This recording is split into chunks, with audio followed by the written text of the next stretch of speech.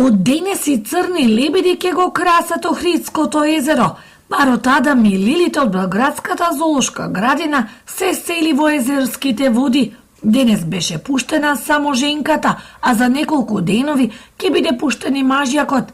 И двајцата немаат полна година. Се очекува во иднина да формираат своја колонија. Секогаш земаме два пара или еден пар машко и женско за да утре, здравје Боже, создадат своја фамилија и тоа да се изроди во една колонија на црни лебеди кои, верувајте, после белиот паон мислам дека нема поубава птица на светот. Црните заедно со белите лебеди кои веќе живеат во Охридското езеро ќе бидат вистинска атракција за туристите. Негувајте ги лебедите, тие се вистински украс на нашиот град и на езерото.